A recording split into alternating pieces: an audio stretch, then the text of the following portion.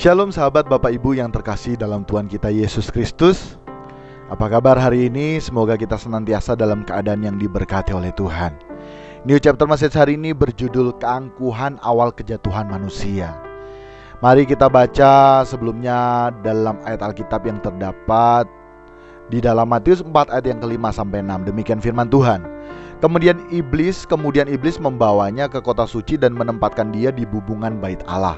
Lalu berkata kepadanya, "Jika engkau anak Allah, jatuhkanlah dirimu ke bawah.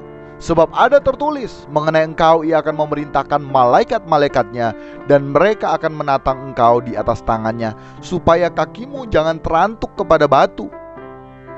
Sahabat Bapak Ibu, sebagai orang percaya, sebagai orang percaya, maka kita harus senantiasa menghidupi kebenaran dalam diri kita, menghidupi Yesus dalam diri kita, karena Yesus adalah kebenaran. Sehingga melalui kebenaran yang kita hidupi, kita bisa berubah. Kita menjadi orang percaya yang memiliki kepekaan. Kita dapat mengetahui manakah kehendak Allah, apa yang baik dan yang berkenan di hadapan Tuhan, di hadapan Allah. Dan tentunya kita harus mematikan semua keinginan kita, termasuk keangkuhan hidup kita.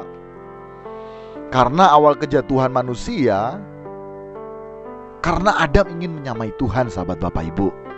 Dengan memakan buah dari pohon pengetahuan yang baik dan jahat, iblis mendustai Adam, bahwa manusia tidak akan mati, tetapi akan menjadi seperti Allah. Nah, karena hal tersebut, karena Adam ingin menjadi seperti Allah, itu menjadi alasan Adam memakan buah tersebut. Keangkuhan dalam diri Adam timbul dan memilih hidup dalam keangkuhan hidup, yakni ingin seperti Allah. Nah, kita harus tahu bahwa iblis atau Satan ini selalu menyerang di mana? Di pikiran kita. Bukan main juga bahwa iblis seringkali mempergunakan juga ayat-ayat Alkitab menyerang dalam pikiran kita.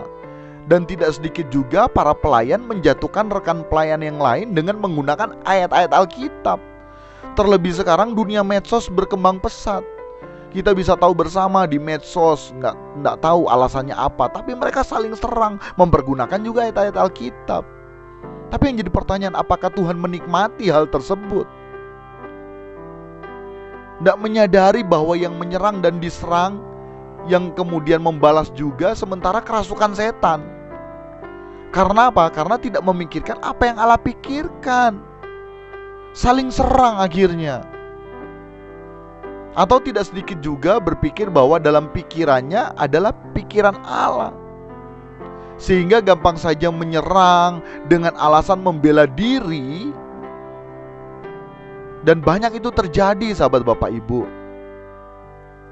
Tidak sedikit yang berpikiran juga bahwa dalam pikirannya adalah pikiran Allah, padahal bukan pikiran Allah, pakai pikiran sendiri. Nah, iblis saat mencobai Yesus juga mempergunakan ayat Alkitab sahabat Bapak Ibu.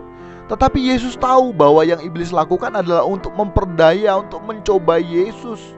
Sekali lagi untuk membuktikan bahwa dirinya adalah anak Allah, yang sebenarnya tidak harus dibuktikan secara instan dengan tanda-tanda yang heran. Kita juga seringkali demikian ya.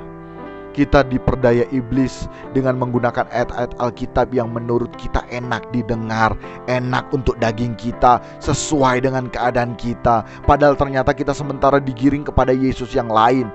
Dan akhirnya kita dengan dan tanpa kita sadari kita memiliki keangkuhan, karena kita tidak mau menyadari hal tersebut.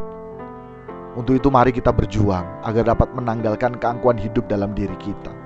Bukan singkat, prosesnya panjang, sepanjang umur hidup kita. Tetapi bagi Allah tidak ada yang mustahil. Kita akan dimampukan oleh Roh Kudus yang unlimited bekerja dalam diri kita. Demikian ya sahabat Bapak Ibu, New Chapter Message hari ini. Kiranya kita bisa mengerti bersama apa yang menjadi mau Tuhan dalam diri kita, dan kiranya dapat memberkati kita sekalian.